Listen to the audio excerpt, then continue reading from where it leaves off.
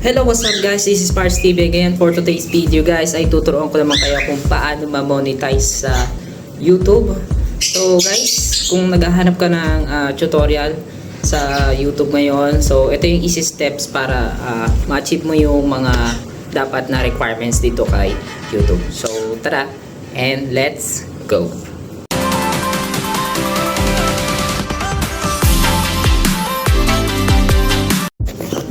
So guys, una sa steps na ating ituturo guys ay gumawa ka muna ng sarili mong channel guys. Hindi tayo direct to channel agad. So gawa muna tayo ng channel natin. So ito yung ating Android phone. So panoorin nyo nandito sa gilid guys. So ito guys, punta lang tayo dito kay Google. So Gmail na lang guys, Gmail. Then ito guys, makikita natin dito sa pinakababa is mag-add lang tayo ng another account. Then guys, ito set up natin yung email.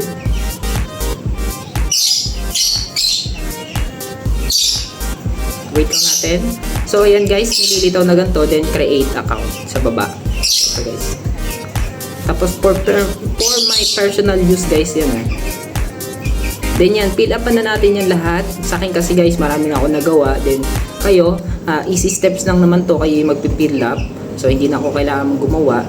So proceed. So guys, ayun guys, nagawa nyo na yung inyong Gmail account. Then guys, punta lang tayo dito sa ating YouTube app. Then gawa lang tayo ng ating kunwari lang to guys gumawa lang tayo ng ating YouTube channel na kasi wala pang pangalan yun. So ayun guys, dito lang tayo sa switch account. Then wait lang natin guys. Eto guys, kunwari is eto guys, si Wish107. Yan guys yung ano yun natin. Then click lang natin yung baba. Dito sa pinakababa guys yung ating icon ng YouTube channel. Tapos then click lang natin itong view channel. Then yan guys, pwede na natin i-edit dito yung ating pangalan na gustong channel. Kunyari katulad ng akin, Pars TV. So guys, sa inyo guys, kayo na mag-isip din. So ayun guys, i-edit nyo lang dito sa may icon na to, may pencil sa right side. Then ayan guys, pwede natin siya mag-upload tayo ng ating picture na gusto natin sa ating channel. Then ito guys yung ating name. Pwede natin yan baguhin kung gusto natin. So guys, pag pinalitan na natin yan guys dapat yun talaga yan kasi may days na kailangan required para bago palitan uli. So kailangan nyo pag-isipan uli yung inyong channel name bago magpalit ng bago. So yun lamang po. So guys, dito na tayo sa ating step 2 guys. So guys, una muna yung gumawa tayo ng channel. Then ito na yung step 2 guys. Humanap naman tayo ng content natin na nababagay sa atin. So ano ba yung mga gusto nating content? So kung nahihirapan ka, so ito guys, punta lang tayo sa ating Google. Then search mo lang tong contents for blog. So ayan guys. So yung blog ideas na yan guys, makakatulong yan sa inyo para alamin nyo kung saan kayo nababagay na category, para alam niyo rin yung ipo-focus nyo na niche dito kay YouTube. Para hindi kayo malito, ito na yung pagpipilian ninyo. So marami yan guys, may daily in life guys na life vlogs, daily routine, introduction, marami yan guys, bloopers, pranks, challenge, and house tour, may mga ano pa dyan guys, marami pa, funny animals, may ka-tutorial katulad nito guys. So ayun guys, sa akin kasi guys may halo-halo guys, depende na lang sa inyo guys. Sa akin kasi is more on providing people na makakatulong tong video to sa iba na nalilito pa. So ayun lang man po. So guys, dito na tayo sa ating step 3. So guys, dito naman tayo sa proper uploads. So guys, sa proper upload naman guys, syempre may mga kailangan tayong gawin para syempre bago tayo mag-upload ng video, bago natin i-upload, dapat meron tayong mga steps para ma-search tayo ng mga tao sa ating mga contents na ginagawa. So si YouTube yung sa atin, isa-suggest yung content natin para kahit paano magkaroon tayo ng views. Tapos itong views na to yung magagamit natin para ma-complete natin yung requirements. So paano nga ba yun? So dito tayo sa ating Google Chrome.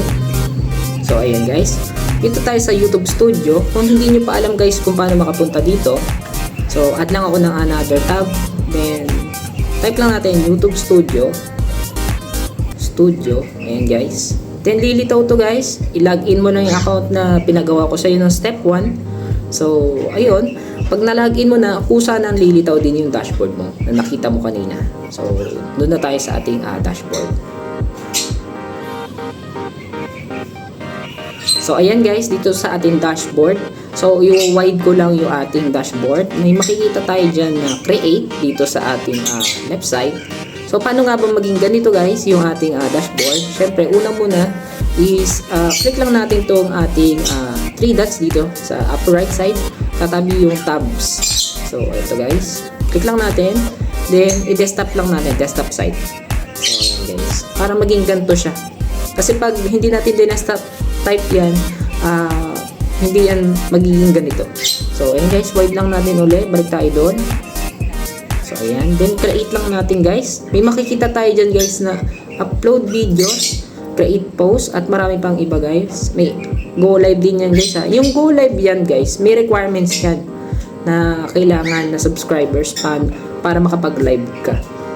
So ngayon, hindi pa ako pwede makapag-live kasi mababa pa yung subscriber ko. So kung nanonood ka, subscribe mo na yung ating channel. So ayun guys, upload muna tayo sa upload kasi dun tayo nakafocus sa ating content. So upload, kunwari lang guys, upload.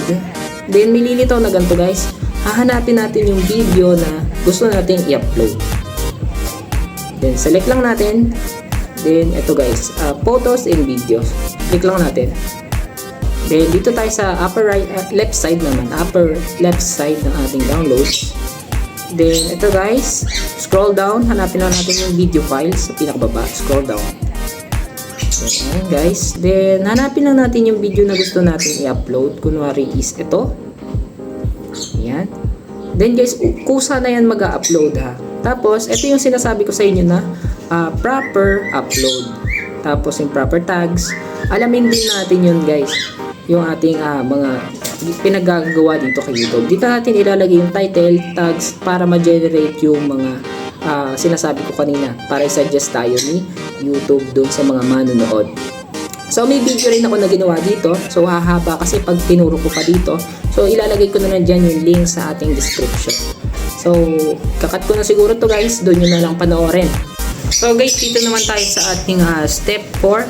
So guys, dito sa ating step 4 guys, kailangan nating alamin yung mga community guidelines na YouTube na pinoprovide para hindi tayo ma-demonetize or hindi tayo magkaroon ng copyright strike sa mga issues natin dito kay YouTube. So paano nga ba malaman yun guys? So ito guys, pwede naman natin siya i-search dito sa ating Google Chrome. Then ito guys, type nyo lang to YouTube guidelines for creators. Pwede natin panoorin dito sa ating YouTube. Sinasuggest yan dito ni YouTube. So ayan guys, i-play yan ni YouTube. So wait lang guys kasi naka-desktop mode tayo. Tanggalin natin yung desktop mode. So ayan guys. So kung hindi naman din kayo mahilig manood, so pwede kayo magbasa. Dito, itong Google Help, YouTube Community Guidelines na to. So, ayan guys. Meron din dito isa-suggest na video. So, ito yun guys, yung Community Guidelines, yung mga pwede nating alamin para kahit papano ay magkaroon tayo ng konting idea sa pinapasok natin na larangan. Or, syempre, sa pagbablog nga naman. Kung hobby nyo lang mag-vlog, katulad ko. So, ito guys, makakatulong to sa inyong Community Guidelines na ito.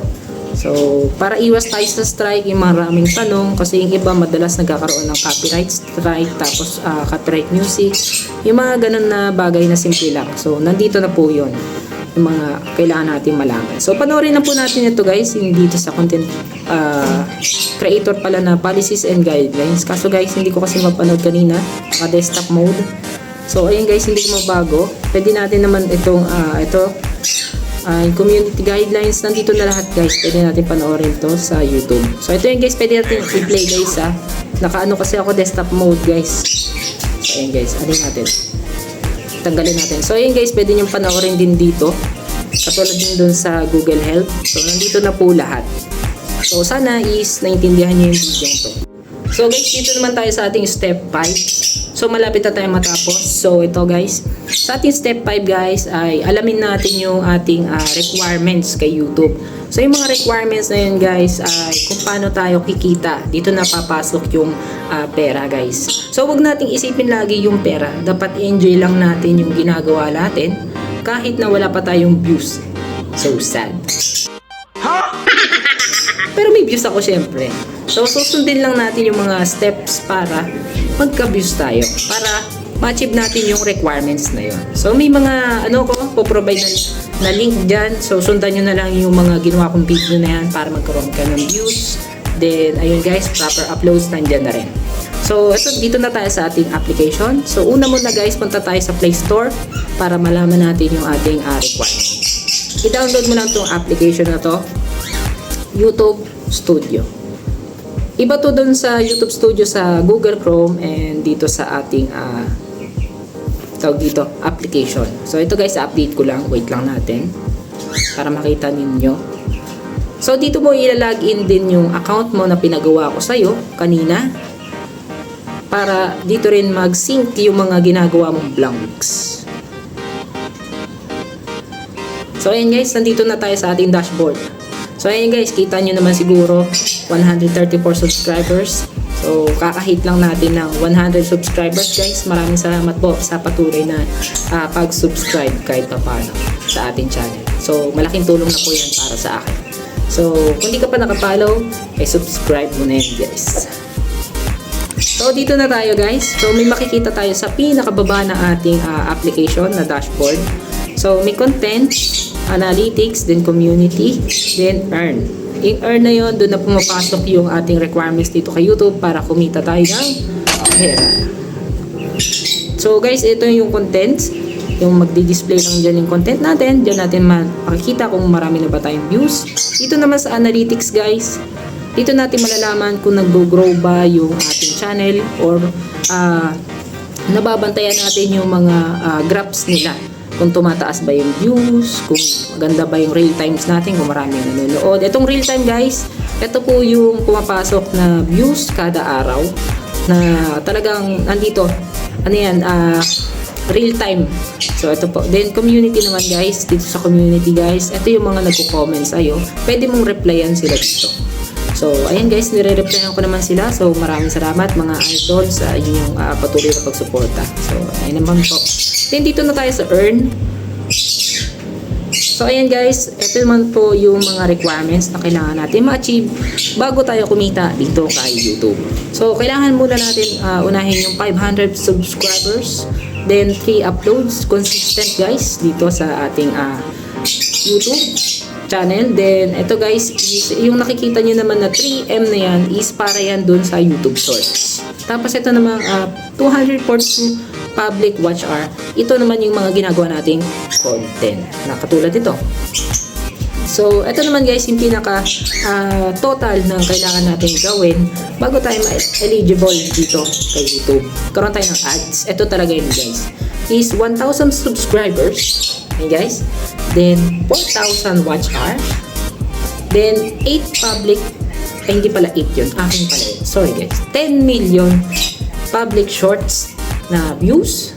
Then ito guys kasi yung pinakita kong una is para yun dito sa continue to grow. Ito guys yung mga bagong features dito kay YouTube na watch page ads, then short page ads. Dito tayo nakikita ng kay shorts.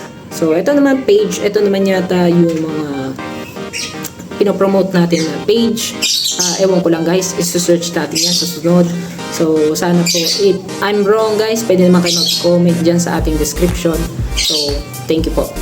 So ito naman guys yung ating kailangan talagang i-target kung magko-content muna tayo dito kay YouTube. So ayan po, paki-screenshot po or kahit wag na guys.